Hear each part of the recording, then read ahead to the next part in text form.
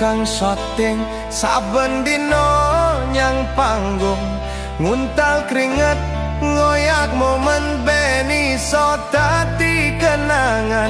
Soko manten nganti hajatan, ulang tahun nganti syukuran, sing penting gambar cetok suarane ora ilang.